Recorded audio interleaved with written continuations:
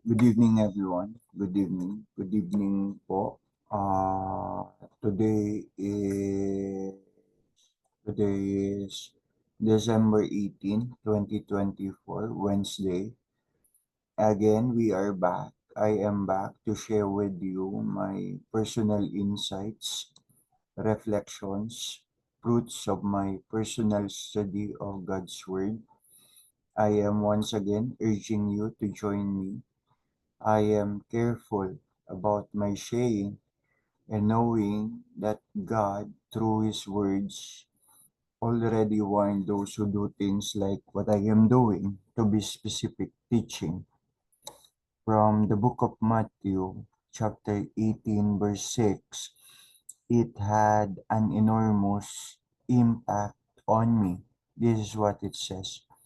If anyone causes one of these little ones those who believe in me to stumble, it would be better for them to have a large milestone hang around their neck and to be drowned into the depths of the sea. Woe to the world because of the things that causes people to stumble. Such things must come, but woe to the person through whom they come. See, what I am doing is risky and dangerous for my own soul, and also risky, dangerous to those who listen to me. While in James chapter 3 verse 1 to 2 it says, "Not many of you should become teachers, my fellow believers, because you know that we who teach will be judged more strictly. We all stumble in many ways. Anyone who is never at fault in what they say is perfect, able to keep their whole body in check." So both of these words from God, I knew that I should always bear in mind as long as I am doing what I am doing.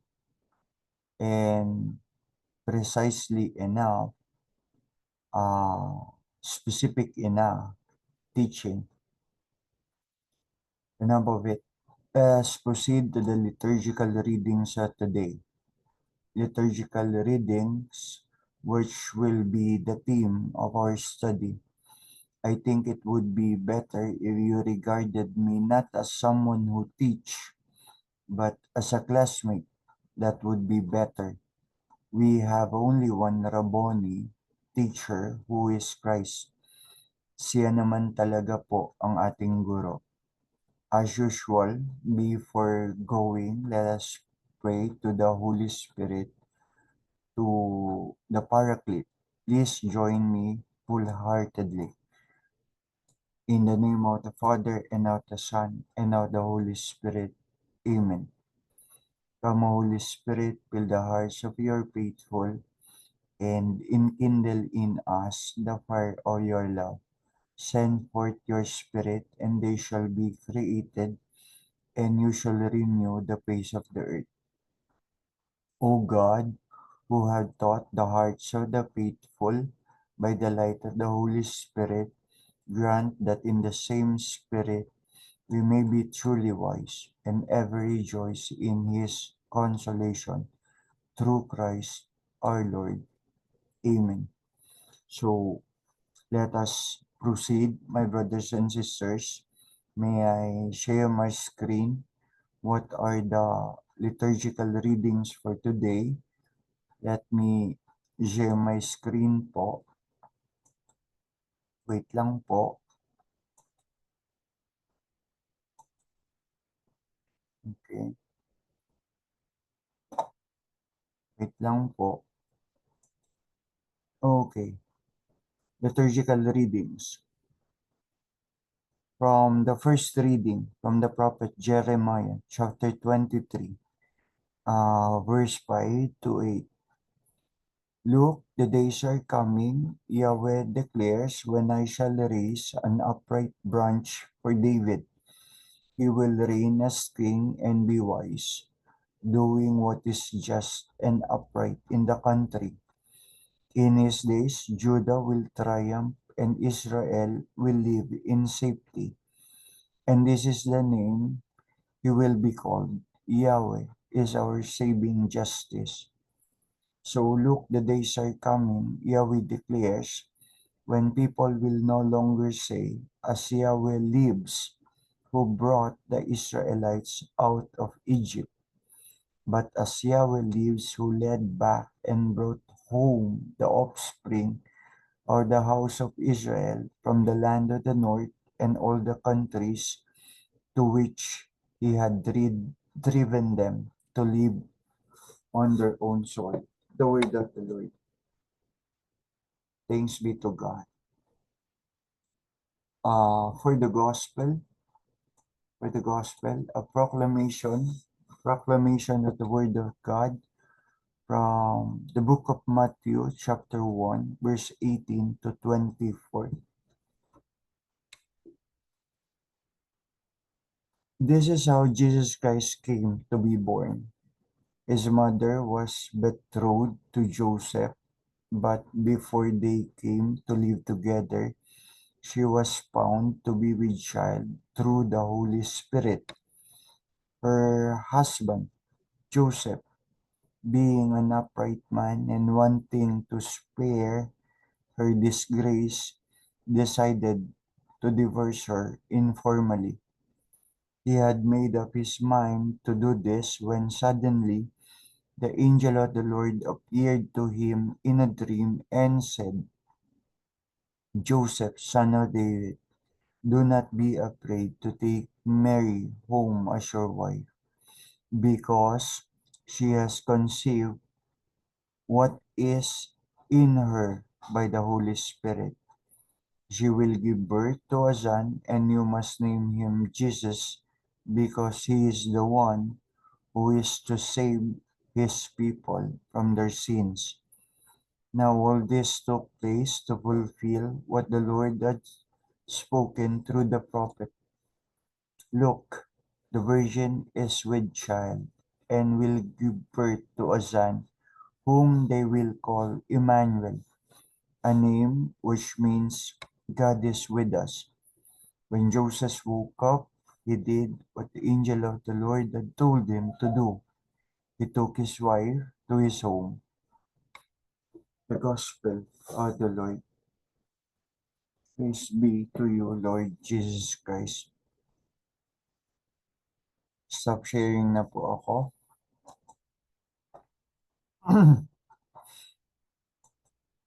So those are the liturgical readings, my friends. Those are the liturgical readings. Glory to the Lord. Uh, Let this be our guide question or a simple test in our study. What is or what are the common words or praise in both readings? The readings from Jeremiah and the Gospel reading from Matthew. For me, those words are the words just, upright, or righteous. May I quote them? May I quote them to be clear? From the book of Jeremiah, from the book of Jeremiah, verse 5. Look, the days are coming, Yahweh declares, when I shall raise an upright branch for David. He will reign as king and be wise, doing what is just and upright in the country. While in the gospel, Matthew, this is what it says. Her husband, Joseph, being an upright man and wanting to spare her this disgrace, to spare her from disgrace, decided to divorce her informally. The follow-up questions is, what makes a man just, righteous, or upright? Again, the guide question is, what are the common words for both readings.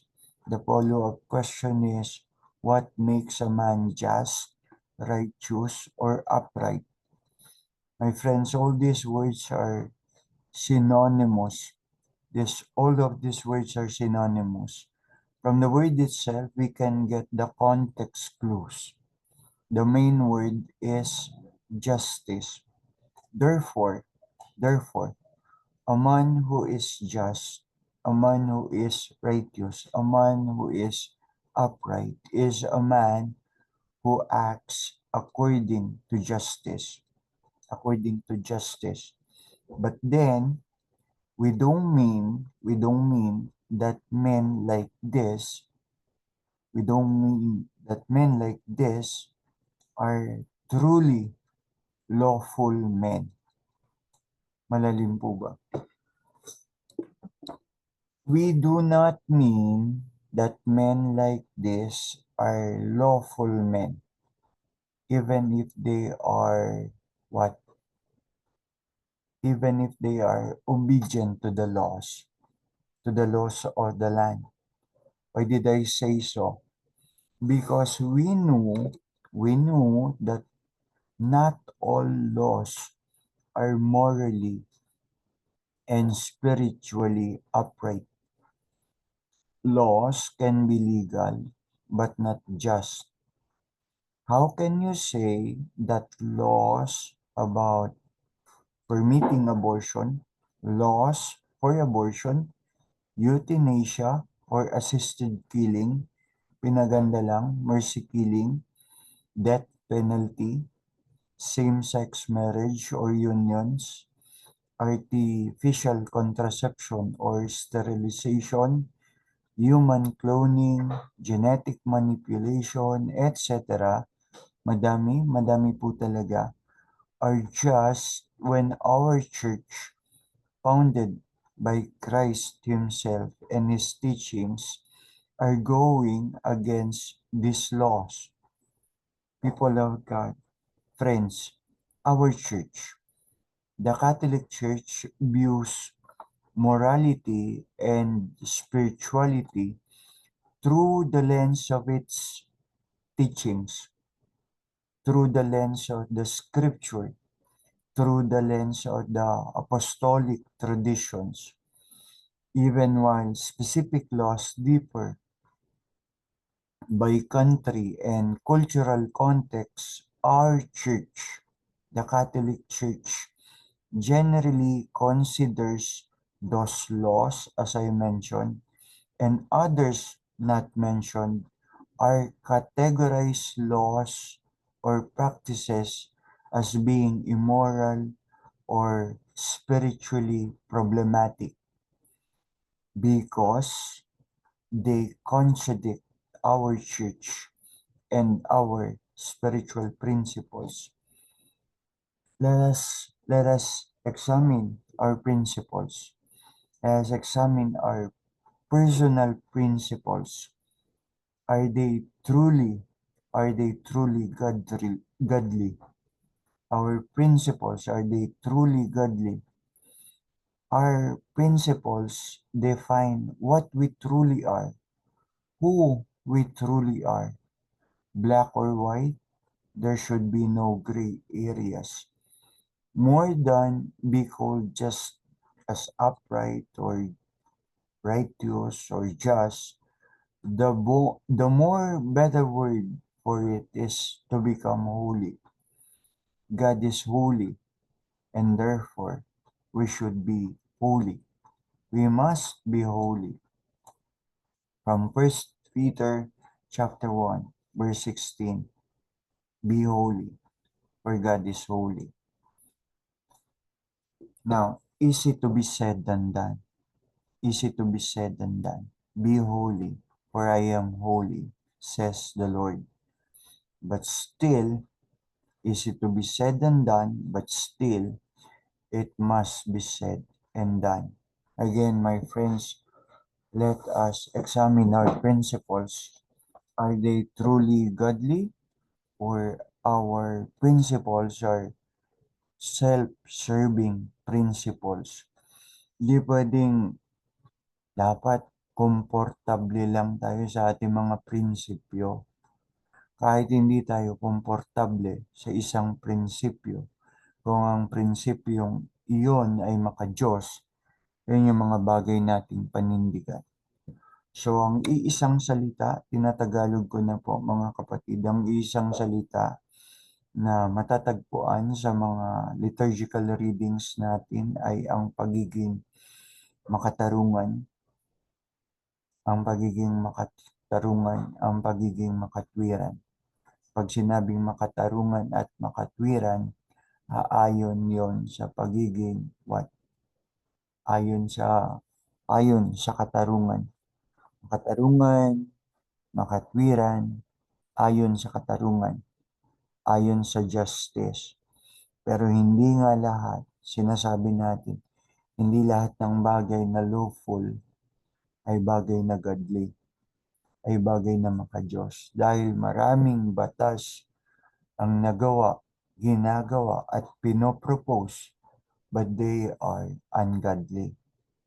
Examine natin ang ating mga prinsipyo, ang ating mga prinsipyo.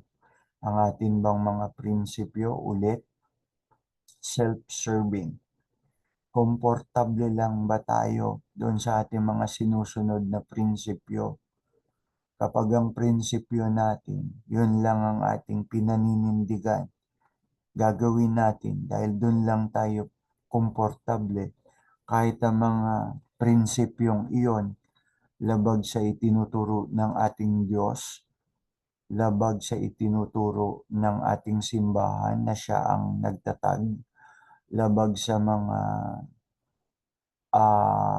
what sa mga tradisyong apostoliko ng simbahan, mga turong pinagpasapasahan ng mga naunang Kristiyano at apostol. Pagsumikapan natin na muli tanungin ang ating mga sarili. Dapat bang ito talaga ang aking panindigan? Dapat ba talagang ito ang aking dapat sundin? Sana po mapag-isipan natin yang mabuti. Ano ang aking mga prinsipyo? Ano ang aking mga pinaniniwalaan? Ang mga prinsipyo bang ito'y tunay na maka-Diyos? Ang mga prinsipyo bang ito'y dapat ko talagang panindigan? Kung ang sagot natin hindi ito maka-Diyos, yun ang unang konsiderasyon upang hindi natin ito gawin at hindi natin sundin. Ang pinaka-eksaktong salita bukod sa pagiging makatarungan at makatwiran, ang higit na salita ay dapat may kabanalan. Dapat may kabanalan, holiness. Dahil ang Diyos ang nagsabi, be holy, for I am holy. Sabi ng Panginoong Diyos. Madaling sabihin at mahirap gawin, pero kailangan pa rin sabihin at kailangan pa rin natin gawin. Let's pray. In the name of the Father, and of the Son, and of the Holy Spirit. Lord God, Creator of everything, seen and unseen, forgive us for the many times that we go against your divine will, that we only become just by saying we are lawful, but we are not godly. Forgive us, Lord. Forgive us, Lord. Be merciful to us, Lord. Mea culpa, mea culpa, mea culpa. Amen. In the name of the Father, and of the Son, and of the Holy Spirit. Amen. Again, mga kapatid, mga kaibigan, nakatapos na naman po tayong uli sa ating pag-aaral. Sana'y muli nakapag-iwan sa inyo ako, sa inyo, ng isang mapagninilay-nilayan, ng isang mapag-iisip-isipan. Malapit na, palapit na talaga ng palapit ang Pasko. Tunay nating ihanda ang ating mga sarili sa pag-alaala sa pagdating ng Panginoon sa kanyang unang pagdating. At huwag nating kalimutan na pagkatapos ng kanyang unang pagdating, meron pang mga pagdating siya ng mga susunod. Meron pa siyang mga pagdating pa ng mga susunod. Kung pinagandaan natin ang kanyang unang pagdating, patuloy nating pagandaan ang kanyang mga darating na susunod. Maraming salamat po sa inyo at paalam na po. Paalam na po sa inyo at magandang gabi po.